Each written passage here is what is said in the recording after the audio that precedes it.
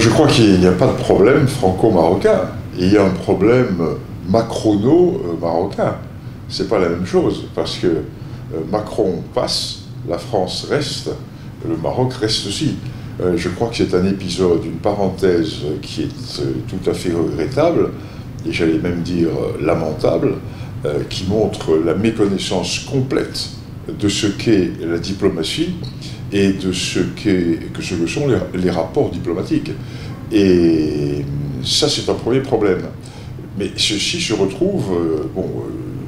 je suis français, moi je suis un patriote français, donc je suis ici en présence d'un média étranger, donc je n'aime pas critiquer mon pays devant un média étranger. Mais je dois dire que la simple honnêteté intellectuelle fait que l'on doit constater depuis un certain temps un nombre de maladresses, pour prendre un euphémisme, de la diplomatie française en Afrique, et pas seulement en Afrique, même dans les questions des rapports en Europe avec la Russie, avec l'Ukraine, etc. Donc, visiblement, il y a une sorte ou d'amateurisme ou de spontanéisme qui ne tient pas compte des usages diplomatiques. Où est le temps de Talleyrand? Où est le temps de la grande diplomatie? Alors, le problème en France, c'est que le président Macron a supprimé vraiment les grands corps diplomatiques. Nous avions une diplomatie en France qui a été mise en place depuis François Ier. Le langage diplomatique international, c'était le français. Et quand il y avait des discussions, les diplomates français donnaient véritablement le ton, le là des usages démocratiques.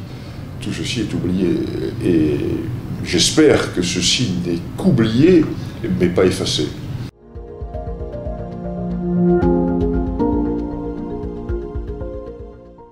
Je ne sais pas. De toute façon, Emmanuel Macron n'est là que pour encore quelques années. Il est présidentiel, il ne pourra pas se représenter.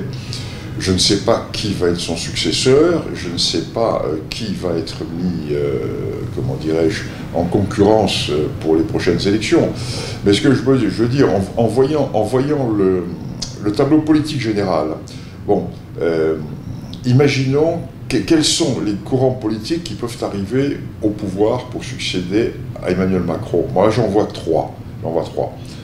Quelqu'un dans la lignée d'Emmanuel Macron, donc il risque de pas y avoir de changement, ou bien quelqu'un venant de la droite, par exemple un homme comme Wauquiez, là il y aura des changements, ou bien quelqu'un qui vient du courant nationaliste, national, comme Marine Le Pen, là aussi il y aura du changement, parce que ces courants-là sont des courants qui traditionnellement sont des courants amis du Maroc. Je ne dirais pas que l'équipe Macron n'est pas amie du Maroc. Mais elle ne connaît pas. Ils ne connaissent pas les usages. Ce sont des gens qui n'ont pas de culture. Ce sont des gens qui n'ont pas de mémoire. Ce sont des gens qui ne savent pas se comporter. Regardez, par exemple, quand le roi d'Angleterre est venu en France, l'attitude, j'allais dire, en euphémisme, bon enfant de Macron, familiarisé, ça ne se fait pas, quoi. Il y a des choses qui ne se font pas dans l'usage. Là, c'est le b.a.-ba du métier. Voilà, bon, c'est difficile à dire. Je pense que cet homme n'était peut-être pas fait pour être là où il est.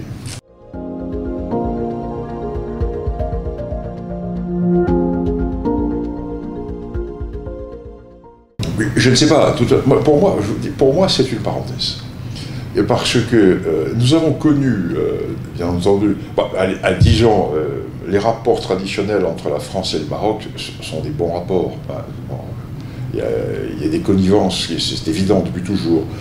Et il y a eu des moments de crise sérieuse. Souvenez-vous, à l'époque de Gaulle, avec l'affaire Ben Barka, quand il y a eu les problèmes avec l'épouse du président Mitterrand, avec le Polisario, à l'époque de Sa Majesté Hassan II. Mais chaque fois, la rupture n'a pas eu lieu. Pourquoi?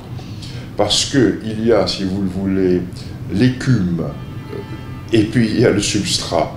Le substrat, ben, c'est les relations qu'ont les uns et les autres. On sait tous les excellentes relations, par exemple, militaires que nous avons au niveau du corps des officiers, les bonnes relations, les hommes d'affaires, culturelles.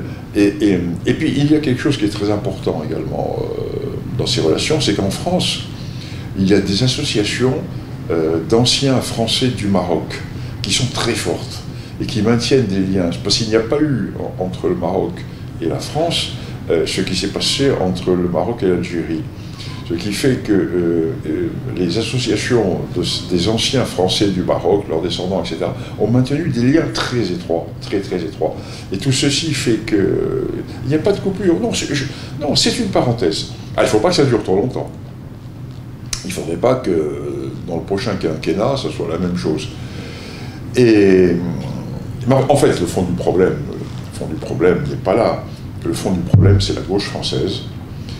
Les médias français qui sont tenus par la gauche, parce que la France est un pays totalement contrôlé par la gauche. Ça, il faut bien le voir, hein, c'est complètement, et même par l'ultra-gauche.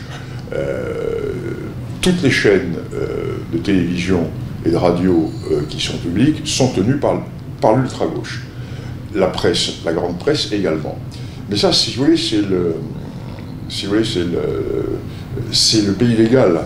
Comme disait Maurras, c'est le pays réel, le pays légal. Ça, c'est le pays légal, et c'est le tout petit pays légal. La profondeur est différente. Alors, le pays légal, lui, a les yeux de chimène depuis toujours pour l'Algérie. Parce que l'Algérie est considérée comme un pays qui a fait une expérience révolutionnaire, etc. La gauche française déteste la monarchie. Elle est née de la lutte contre la monarchie. Donc pour la gauche française, le Maroc représente quelque chose qui est aux antipodes de ce qu'elle est idéologiquement. Donc d'instinct, elle est du côté de l'Algérie. Et elle ferme les yeux sur tout ce que fait l'Algérie. Chaque fois que l'Algérie même l'humilie, ben cette gauche dit c'est pas grave, c'est normal, parce que c'est ainsi qu'il en est dans l'ordre des choses, parce que nous avons été tellement méchants qu'il est normal qu'on se fasse humilier. Donc il y a un rapport sadomasochiste qui se fait. Et en dehors de cela, face à cela, les rapports avec le Maroc sont des rapports qui sont des rapports, je dirais pas d'hostilité, mais de méfiance, voilà, ça c'est la gauche, c'est le problème de la gauche française, qui représente en France, si vous voulez, politiquement, pas grand-chose, cette gauche française. C'est quoi? C'est 25%. C'est 25%. Mais ils ont les médias, ils ont l'appareil d'État. Alors, on verra ce que vont donner les prochaines élections.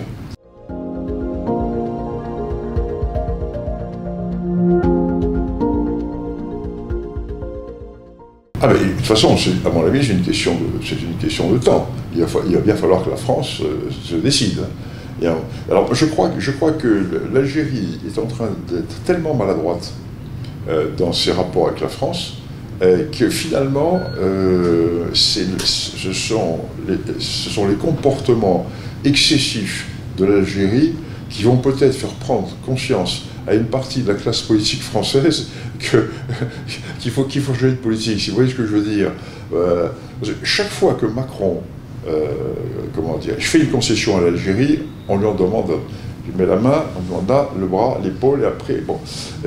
Et chaque fois, nous ne sommes pas en présence de rapports entre pays adultes. Nous avons des réactions des pays totalement infantilisés.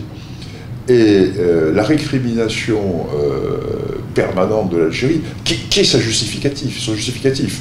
Parce que si l'Algérie a deux ennemis éternels, la France et le Maroc, ou le Maroc et la France, ça dépend, ou les deux ensemble. Et c'est dans sa constitution même, parce que, l'équipe qui a fait le coup d'État en Algérie en 1962, en renversant le GPRA avec toute la tradition de la Soukmam, etc. Donc le coup d'État militaire qui a été fait avec un porte-nom qui était Ben Bella, mais en fait c'était l'armée des frontières, c'était le MG, etc. C'était Boumediene, l'armée des frontières.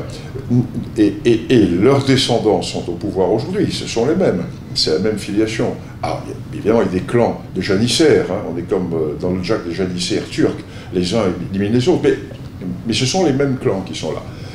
N'ont qu'une légitimité, c'est une histoire fausse, écrite à partir de 1962. Donc, si le système algérien revient sur cette fausse histoire, il s'effondre. Il s'effondre. Et c'était d'ailleurs le Hirak, le motif du Hirak, qui était revenons à la Soumam, revenons au GPRA, revenons. N'oublions quand même pas qu'en 1962, qui a pris le pouvoir? Ceux qui se sont jamais battus. Bouteflika n'a jamais tiré un coup de fusil. Boumediene, il n'a jamais vu un fusil de sa vie. Bon, ceux qui se sont battus, ben, ils sont morts souvent parce qu'ils ont été tués à la guerre par les Français. Et les derniers survivants qui étaient là se sont fait massacrer par l'armée des frontières quand en 1962 elle est rentrée sur Oran, sur Alger. Les combats, il y a eu 1000 ou 1500 morts.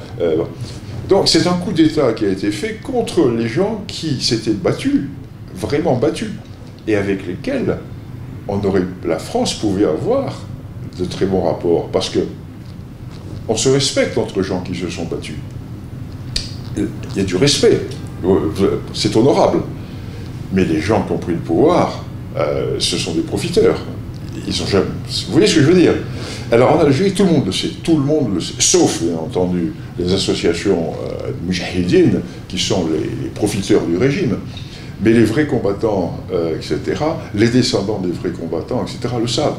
Alors c'est le grand mensonge. C'est pour ça que l'Algérie ne peut pas revenir sur son histoire. Car si elle revient, c'est le système qui s'effondre.